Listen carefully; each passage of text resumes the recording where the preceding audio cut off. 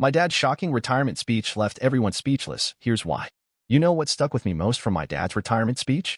It wasn't the applause or the speeches. It was when he stood up there and said, "I owe everything to my sons. My daughter never really had what it takes." And just like that, the whole room clapped.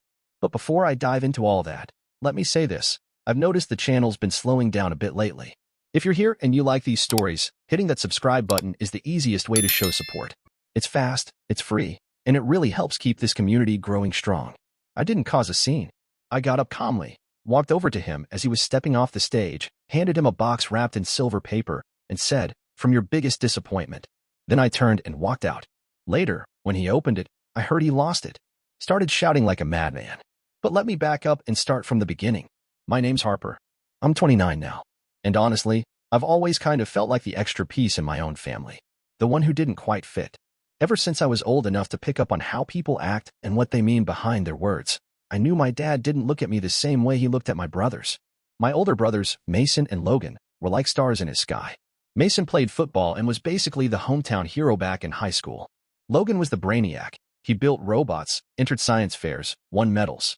And Dad? He showed up for everything. Every single game, every science competition. He cheered the loudest, smiled the proudest. Me? I was the quiet one. I was into books, into drawing. I didn't chase trophies or crave attention. I just wanted my dad to actually see me, to talk to me like I mattered to him. But over the years, I got used to being the background noise in a house that celebrated everything male and loud and shiny. Mom did what she could to keep things somewhat fair, but she was always walking on a tightrope, trying to keep the peace. I remember once, when I was maybe 15, she leaned over during dinner and whispered, "Some men raise daughters like they're a burden they never asked for." I didn't fully understand it back then, but now it makes painful sense. Dad worked as a regional manager for a big logistics company. He had the charm, the confidence, the whole public image thing down. Out in the world, people admired him. But at home? At home, I was invisible unless I gave him a reason to criticize me. When I landed a scholarship to a liberal arts college, he rolled his eyes and said something like, "Let me guess, your major is emotions." When I graduated with honors, he didn't even show up. Mason's wife was giving birth that same day, so apparently that took priority. When I published my first novel, he dismissed it without even reading it. Called it a vanity project? Still, I kept showing up. I sent him birthday gifts, mailed holiday cards, showed up to cookouts and family events, even though half the time he treated me like some outsider who happened to wander in. When Mom died 3 years ago, whatever thread was still tying me to him just snapped. After that, it was like we lived in separate worlds. Then last month, he retired. My brothers threw him this massive surprise party. They went all out, invited coworkers, cousins, old buddies, the whole 9 yards. At first, I wasn't even sure if I should go. Part of me wanted to skip it, stay home, avoid the whole charade. But another part, the part of me that was done being silent, said, "Go. Not for him. For you. Get your closure." So I went. On purpose, I showed up 10 minutes late. The hall was packed wall to wall with people. My brothers stood up and gave glowing speeches about how amazing Dad was. People raised their glasses, told stories, cheered like he was some kind of legend. And then he got up there. He had that same smug smile I'd seen so many times growing up. He looked out over the crowd and said, "I owe everything to my sons. Mason, Logan, you two gave me purpose. You're the reason I kept pushing forward. You've always had what it takes. My daughter? She just never quite did. But every man needs strong sons to carry the family name." And the room clapped again. A few people shifted uncomfortably, I noticed that. But no one said a word. Mason and Logan chuckled like it was some private joke between them and Dad. That's when I stood up. Not to make a scene. I wasn't angry. I was done being angry. I walked up slowly, calmly, and met him just as he stepped down from the podium. I handed him a neatly wrapped gift box and said with a smile, "From your biggest failure." He looked at me like he wasn't sure if I was joking. There was a flicker of confusion, maybe even amusement. I didn't say a word as I walked out of that party. Didn't even stop for a slice of cake or a goodbye. I got in my car and just drove away, feeling this heavy knot in my chest finally start to loosen a bit. Now, you're probably wondering what was inside that box, right? That's the part nobody saw coming. It wasn't flashy or meant to hurt. It wasn't some kind of cruel prank. Inside was a letter, one I'd written a year before and locked inside a small wooden case. Alongside the letter was a single photo, a picture of me, Mom, and Dad. I must have been about 6, sitting on his lap with a huge grin stretched across my face. He had one arm wrapped around each of us. That photo? It was the last time I ever truly felt like his daughter. The letter spelled it all out. It talked about my accomplishments, the awards I earned. But I never bragged about the students I teach now, or the book I published, The one that got picked up for a movie adaptation. Or the foundation I started in Mom's memory. I didn't write it to prove I was good enough. I wrote it to show him what he had already lost. At the bottom of that letter, I put this: "You lost your daughter a long time ago. All you had to do was look up." About 2 hours after I left, Logan called me, sounding frantic. He told me Dad had started screaming in front of everyone after reading the letter. He was bright red, yelling that I'd humiliated him. I just asked one thing: did he cry? There was silence for a long moment. Then Logan whispered, Yeah, he did.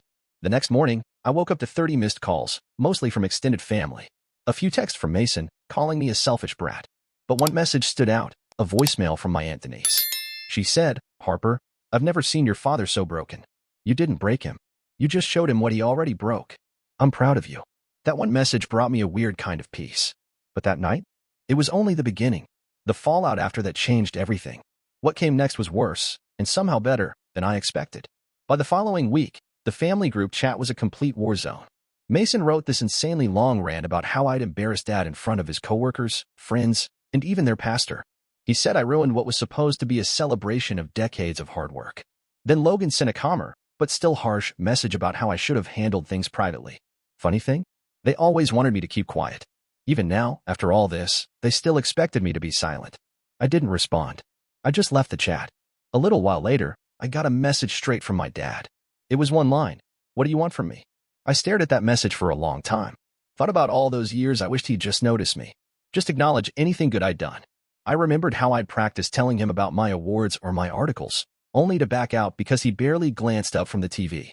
And now, after all that, he was asking me what I wanted from him. So I replied, "Nothing. Not anymore." He never messaged me again. But 3 days later, I got a certified letter in the mail. The letter came from his attorney. Instantly, a wave of panic hit me. Was he suing me? Cutting me out of the family somehow?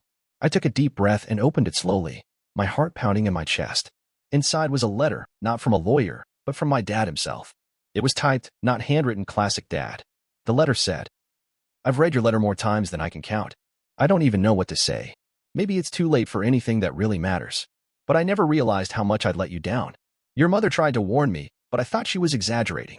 I believed I was raising my sons to be strong, and I assumed you were just different, quiet, private, softer. I didn't see you.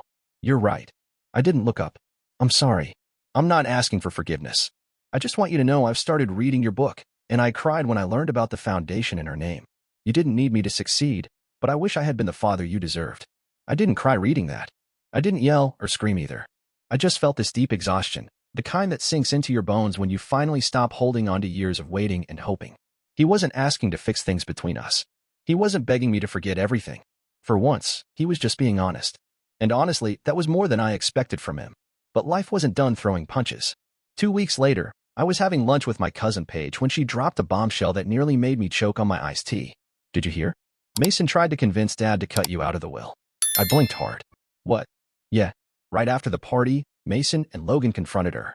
Dad said you were just trying to guilt trip him with that letter, that it was some emotional stunt to get money." I laughed. Not because it was funny, but because, well, it was so predictable.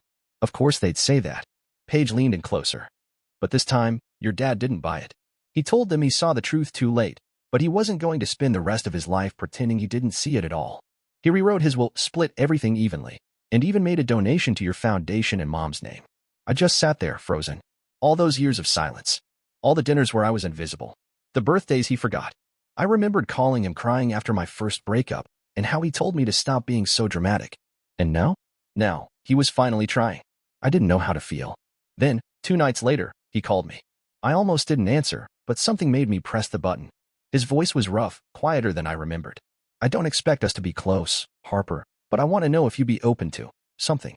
Maybe just lunch. Something simple to talk. You don't owe me anything," he said, "but I'd like to listen."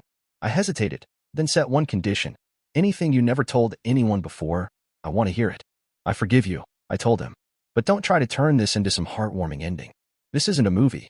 He let out a dry chuckle. "Fair enough. I'll see you at noon." We met at this little diner Mom used to love. He looked older than I remembered, friendlier, too. No hugs. No forced smiles. Just quiet. We talked about Mom, about the foundation, about his regrets. We didn't say a word about that party. We didn't have to. I don't know if we'll ever have the kind of relationship I once hoped for. There's too much water under that bridge, and some of it's poisoned. But something shifted that day. Maybe that gift I gave him wasn't just for him. It was for me, too. Finally speaking up. Taking back my voice in a room that had never truly heard me. That was the closure I didn't even realize I needed. Not revenge. Not payback. Just the truth. And that truth broke something inside him. But it also cracked something open inside me. That photo I left in the box? It's sitting on my desk now. He gave it back to me at lunch. Keep it, he said. You're the only one in that picture who still remembers who I used to be. He wasn't wrong. Sometimes the loudest scream isn't from your mouth. It's from the silence you leave behind. And in that silence, he finally heard me.